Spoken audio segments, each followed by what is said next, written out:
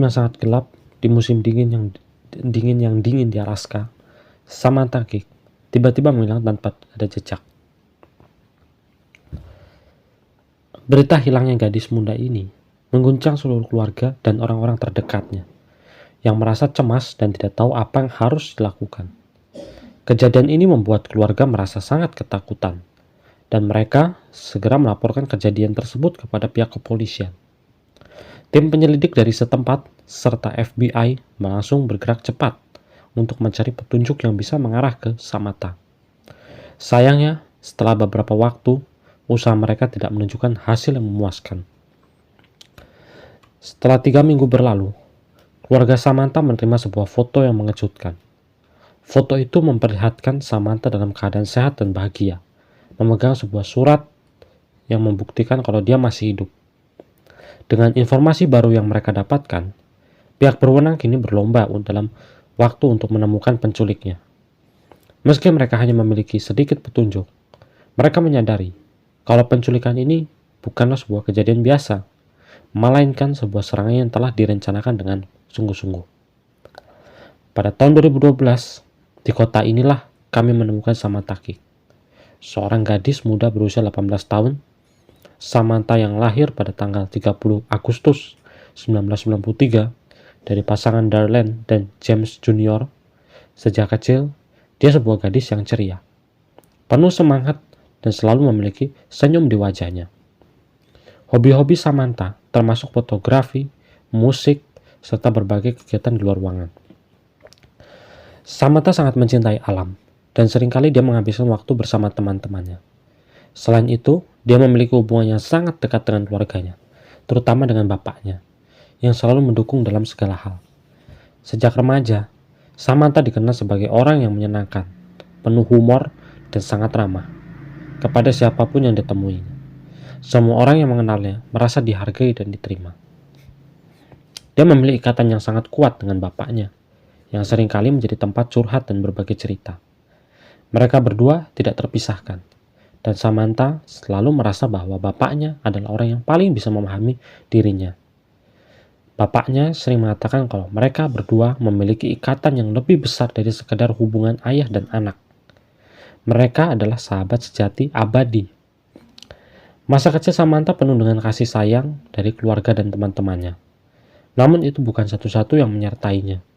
Selain itu, dia juga dikenal karena sifat yang peduli dan selalu membantu orang lain, menjadikannya salah satu pribadi yang dihormati di lingkungan. Dia juga memiliki masa depan yang cerah di depan mata orang tua, dengan berbagai pilihan karir yang menarik. Salah satunya adalah menjadi seorang dokter hewan, mengabdikan hidupnya untuk membantu sesama makhluk hidup. Samantha selalu merasa bahwa keberadaan hewan-hewan yang membutuhkan perlindungan layak mendapat perhatian yang sama dengan manusia. Namun pilihan lain yang juga terlintas adalah bergabung dengan Angkatan Laut Amerika Serikat, di mana ia bisa melayani negara. Apapun yang dia pilih, Samantha ingin memberikan perlindungan dan ikut berkontribusi pada dunia, sesuatu yang selalu tampak dalam kepribadiannya. Meskipun demikian, dia juga sadar kalau dunia ini penuh tantangan dan tidak semuanya dapat diprediksi dengan mudah. Meskipun itu, dia masih muda, belum merasa siap untuk memutuskan salah satu dari dua jalan itu. Pada akhirnya, Samantha bekerja di Subway dan kemudian pindah ke House of Harley, sebelum akhirnya menemukan pekerjaan yang dia nikmati, yaitu bekerja sebagai barista di sebuah kedai kopi lokal yang bernama Common Ground. Pekerjaan ini memberikan kesempatan bagi Samantha untuk lebih mengenal orang-orang dari berbagai latar belakang, membuatnya merasa lebih hidup dan terhubung dengan banyak orang. Di tempat ini juga, dia bertemu dengan berbagai macam orang, mulai dari orang yang baik hingga orang yang tidak begitu baik, orang yang suka dengannya dan orang yang tidak suka dengannya. Namun dia tetap menjalani pekerjaan itu dengan penuh semangat dan selalu memberikan yang terbaik kepada siapapun. Sayangnya, pada suatu malam, nasib buruk selalu menghampirinya. Pada 1 Februari 2011, Samantha yang berusia 18 tahun sedang menjalani shift malam di kios kopi Common Ground terletak di Jalan Quaid, Anchorage. Malam itu terasa sepi, bahkan lebih dari biasanya. Malam itu sangat khas untuk Alaska dengan musim dingin yang mencekam dan kegelapan yang datang lebih cepat. Saat itu, Samantha sedang melayani pelanggan terakhir, merasa senang menyelesaikan tugasnya dengan penuh keceriaan. Meskipun suasana malam sangat sepi, hanya ada sedikit orang yang lewat, dan tidak ada yang tahu bahwa malam ini bisa berubah menjadi sebuah tragedi yang mengerikan. Pukul 8:30 malam, seorang pria mengenakan hoodie gelap dan topeng sky mendekat ke kios kopi. Dia tampak seperti orang pengunjung yang biasa hanya ingin menikmati secangkir kopi untuk menghangatkan dirinya. Lalu, dia memesan kopi dari Samantha, dan mereka sempat berbicara secara ringan. Seperti yang terpantau di kamera pengawas. Setelah menerima kopi, pria itu berdiri sebentar di dekat counter dan tiba-tiba melangkah ke tindakan yang lebih kekerasan. Tindakan tersebut, dia mengeluarkan pistol yang disembunyikan di balik jaketnya dan dengan nada yang mengancam, menyuruh Samantha untuk menyerahkan uang dari kasir dan mengikuti instruksinya. Samantha yang terkejut dan merasa terpaksa mengikuti perintahnya. Pria itu memaksakannya mematikan semua lampu di kios dan segera menyelinap keluar melalui jendela. Setelah sebelumnya menyuruh Samantha untuk berlutut, kebingungan semakin bertambah ketika dia melihat pria itu dengan gerakan yang sangat tenang, seolah-olah merencanakan ini dengan matang. Saat itu, pria itu menahan Samantha dengan menggunakan tali, sementara dia memberitahunya bahwa bapaknya akan datang untuk menjemputnya. Setelah beberapa saat, pria itu mulai menariknya keluar dari kios dan membawanya menuju ke sebuah kendaraan yang diparkir, yaitu sebuah truk gelap dengan plat nomor yang sudah dilepas. Tanpa pilihan lain, Samantha hanya bisa mengikuti perintahnya, merasa putus asa dan ketakutan saat mereka berkendara. Keheningan malam hanya terpecahkan oleh suara mesin truk dan detak jantung Samantha yang berdebar kencang. Selama perjalanan, pria itu memberitahu bahwa ia diculik dengan tujuan tertentu. Ia berjanji kalau jika Samantha mengikuti semua perintahnya, dia akan baik-baik saja. Namun Samantha merasa bahwa ada sesuatu yang gak beres, dan semakin lama ia merasa bahwa peluang untuk selamat semakin menipis. Namun apakah itu benar atau tidak, adalah hal lain yang harus dia ketahui. Samantha yang merasa khawatir mencoba menjelaskan kalau keluarganya tidak memiliki banyak uang. Namun pria itu tidak terkesan dengan penjelasannya, dan justru meminta dia agar menyerahkan semua ponselnya, yang kini menjadi kunci bagi rencananya. Pada saat itu, Samantha baru menyadari kalau HP-nya telah tertinggal di kios.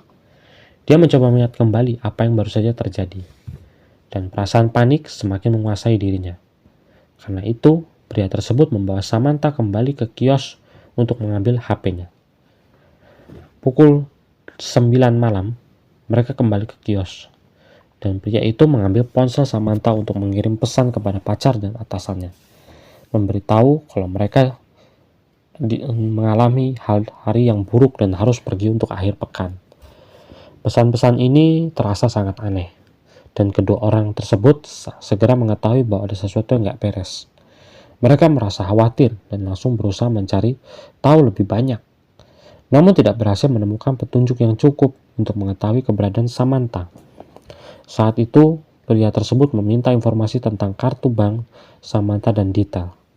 Namun ketika Samantha memberitahu kalau kartu tersebut ada di truk pacarnya, pria itu memaksa untuk membawanya ke rumah pacarnya.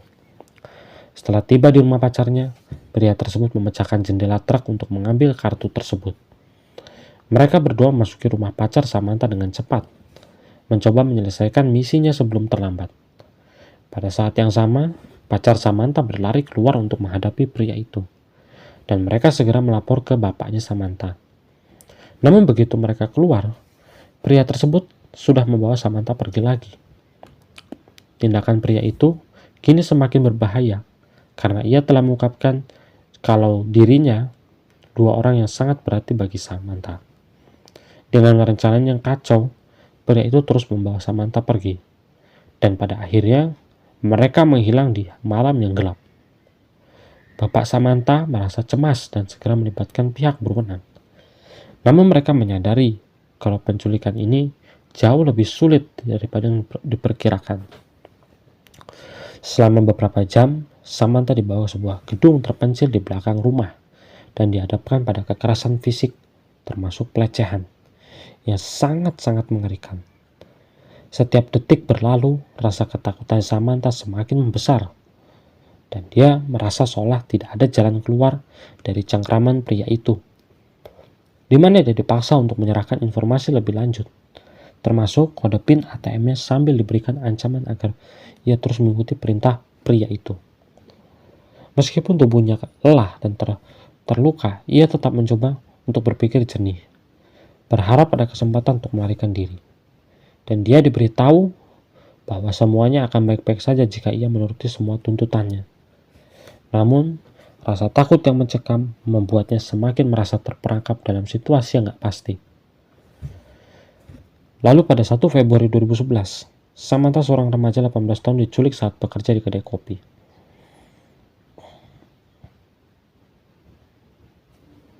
Saat itu, suasana malam di kedai kopi sangat sepi. Hanya ada beberapa pelanggan yang datang untuk membeli kopi. Namun tak ada yang tahu bahwa malam itu akan berubah menjadi sebuah tragedi yang mengerikan. Setelah diculik, ia dibawa ke rumah gedung kecil dan di mana dia diperlakukan dengan kekerasan fisik sebelum akhirnya dihabisi. Selama berada di gudang itu, Samantha merasa putus asa dan sangat ketakutan. Tetapi ia berusaha untuk tetap tenang dan mencari kesempatan untuk melarikan diri. Tubuhnya ditemukan beberapa hari setelah kematiannya, namun tidak ada laporan hilangnya Samantha sampai keesokan harinya. Keluarganya yang sempat mencari tidak mengetahui bahwa ada pihak yang sedang memegang kendali atas nasib Samantha. FBI segera terlibat dalam pencarian, namun tidak ada petunjuk yang mengarah pada penghabisannya itu. Mereka mengerahkan segala sumber daya yang ada, tetapi pencarian dilakukan ternyata belum membuahkan hasil. 3 minggu kemudian, pacar Samantha menerima pesan yang mengarah ke sebuah paket yang berisi foto Samantha yang tampak masih hidup dan sebuah catatan menuntut uang tebusan. Foto tersebut memberikan harapan palsu, tetapi juga semakin memperburuk keadaan keluarga Samantha yang merasa bahwa mereka mungkin masih bisa menyelamatkannya. Meskipun foto tersebut menunjukkan Samantha dengan kelopak mata yang dijahit terbuka riasan buruk, hal ini memberi petunjuk kalau dia sudah mati saat foto diambil. Tentu saja ini adalah tipu muslihat yang sangat kejam, yang dirancang untuk membuat orang terdekat Samantha tetap berpikir kalau dia masih hidup. Uang tebusan yang diminta sebesar 30.000 US dollar, namun hanya berhasil terkumpul 5.000 dolar. Orang tua Samantha yang kehabisan harapan berusaha mengumpulkan sisa uang, tapi mereka merasa sangat terbatas, terbebani dan bingung harus berbuat apa. Kemudian kartu bank Samantha digunakan di berbagai lokasi di Amerika, yang mengarah pada penemuan sebuah mobil yang bernama Ford Focus putih yang digunakan pelaku. Perjalanan kartu debit yang melintas negara ini memberikan para penyelidik petunjuk yang sangat penting, karena itu menunjukkan arah pergerakan sang pelaku. Polisi kemudian melacak mobil tersebut dan menemukan kalau itu disewa oleh seorang pria bernama Israel Case. Setelah melacak rekamannya CCTV di sekitar lokasi ATM, penyelidik akhirnya menemukan jejak yang mengarah pada langsung identitas Israel itu. Setelah menahan Israel, mereka menemukan bukti keterlibatan dalam penghabisan itu, termasuk kartu bank dan ponsel Samantha yang ditemukan di mobil. Penemuan tersebut berlangsung mengonfirmasikan keterlibatan Israel dan segera ia menjadi tersangka utama dalam kasus ini. Israel lahir pada tanggal 7 Januari 1978 di kota Richmond, negara bagian Utah, dari keluarga besar yang hidup dalam isolasi. Keluarganya memutuskan untuk tinggal jauh dari kehidupan modern, membesarkan anak-anak mereka di tempat yang sangat isolasi. Ia dibesarkan dalam keluarga penganut gereja setia yang akhirnya bergabung dengan kelompok supremasi kulit putih. Sebagai bagian dari kelompok ini, Israel mulai mengembangkan pandangan ekstrim yang semakin memperburuk kepribadian yang gelap. Sejak muda, Israel menunjukkan perilaku antisosial dan kecenderungan kekerasan, termasuk menghabisi hewan dan mencuri senjata api. Di usia remaja, ia sudah mengembangkan ketertarikan yang mengerikan terhadap kekerasan dan kejahatan, yang akhirnya akan membawanya ke jalur yang sangat berbahaya. Setelah bergabung dengan Angkatan Darat, ia melayani selama 3 tahun menunjukkan perilaku yang mengganggu. termasuk mengagumi Ted Bundy. Hal ini menambah kengerian dalam kasus ini, karena diketahui bahwa Ted Bundy adalah seorang penjahat berantai yang terkenal dengan kecerdasannya dalam menyembunyikan jejak. Setelah keluar dari militer, Israel bekerja di bidang konstruksi di Alaska, di mana dia tinggal bersama pacarnya dan anak mereka. Meskipun kehidupannya gelap dan kriminal baru diketahui setelah ditangkap atas penghabisan Samantha, pada saat penangkapannya banyak yang tidak percaya kalau pria yang tampak hidup normal ini bisa terlibat dalam kejahatan mengerikan seperti itu. Lalu pada tanggal 13 Maret 2012, interogasi dimulai di Anchorage, Alaska, di mana dia mulai mengungkapkan rincian penculikan dan penghabisan Samantha. Selama proses interogasi, dia menceritakan dengan rinci bagaimana dia merencanakan penculikan tersebut dengan sangat hati-hati, merencanakan setiap langkah untuk memastikan tidak ada kesalahan. Setelah menghabisi Samantha, dia menyembunyikan tubuhnya di sebuah gudang, meninggalkannya di sana dan kemudian pergi berlibur dengan keluarganya di New Orleans. 2 minggu kemudian, dia kembali ke gedung, merias tubuh Samantha agar terlihat hidup, dan mengambil foto yang kemudian digunakan dalam catatan tebusan. Dia menggambarkan bagaimana dia sangat berhati-hati dalam menyiapkan tubuh Samantha agar terlihat seperti dia masih hidup. Bahkan menggunakan kelopak mata yang dijahit terbuka dan riasan yang buruk untuk menciptakan ilusi tersebut. Dia akhirnya mengungkapkan lokasi di mana tubuh Samantha dapat ditemukan, menjelaskan kalau dia membuangnya di Danau Matansuka, sebuah tempat terpencil dan sangat dingin. Danau itu memiliki perairan yang sangat dingin yang mampu membuat tubuh itu hampir tidak mungkin untuk ditemukan tanpa bantuan yang tepat. Lalu pada awal April, proses pemulihan jenazah dimulai dengan koordinasi antara berbagai lembaga penegak hukum. Karena danau itu masih membeku, penyelam harus menggunakan peralatan khusus untuk membuka celah di es dan memasuki air yang sangat dingin. Setelah es pecah, penyelam masuk ke dalam yang sangat dingin dan gelap, dipandu oleh koordinat yang diberikan oleh dia, Samantha ini. Di Israel ini. Meskipun suhu yang sangat rendah, penyelam terus mencari dengan penuh ketekunan dan tidak menyerah, walau jarak pandang sangat terbatas. Beberapa jam setelah pencarian yang menegangkan, mereka akhirnya menemukan tubuh Samantha yang telah ditimbang agar tidak muncul kembali ke permukaan. Dengan hati-hati, tubuh tersebut diangkat dan dibawa ke permukaan untuk proses selanjutnya. Tubuh itu dibawa ke kantor polisi medis negara bagian untuk mengidentifikasi dan otopsi. Proses pemulihan ini menandai akhir dari penyelidikan yang sangat emosional dan penuh ketegangan, memberikan penutupan kepada keluarga dan komunitas Samantha. Pemulihan jenazah ini meskipun tidak mengembalikan kehidupan Samantha, memberikan sedikit kedamaian bagi mereka yang kehilangan.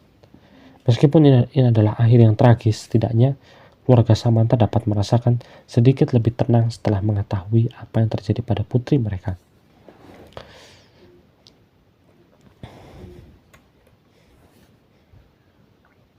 Samantha adalah seorang putri yang sangat dicintai oleh orang tuanya, saudara perempuan yang penuh kasih sayang, dan sumber kebanggaan bagi keluarganya. Orang tuanya selalu merasa bangga dengan keberhasilannya dan mencintainya tanpa syarat.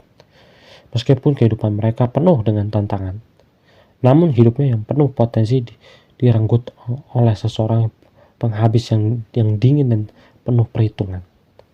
Penghabisan itu begitu terampil dan hati-hati, hingga tidak ada yang bisa mengendus niat jahatnya sampai semua terlambat. Setelah interogasi, terungkap kalau Samantha bukanlah korban pertama dia. Dan menurut perhitungan, Israel adalah korban ke-11. Fakta ini mengungkapkan kalau dia membawa kejahatan yang telah dilakukan jauh lebih banyak daripada yang diketahui sebelumnya. Ini menunjukkan kalau tindakan biadab dia jauh melampaui yang terlibat di permukaan. Kejahatan-kejahatan yang dilakukan menggambarkan sisi gelap yang selama ini tersembunyi di balik wajah yang tampak polos. Kehidupan yang penuh manipulasi, kebohongan, dan kekerasan. Kasus ini sangat menyedihkan dan mengungkapkan betapa mengerikannya kekejaman yang dilakukan oleh seseorang yang awalnya tampak biasa. Betapa kelamnya dunia yang diciptakan di balik penampilan yang tidak mencolok. Meskipun penyelidikan telah memberikan penutupan bagi keluarga Samantha, Kenyataan bahwa dia masih memiliki banyak korban lain membuat cerita ini semakin mengerikan.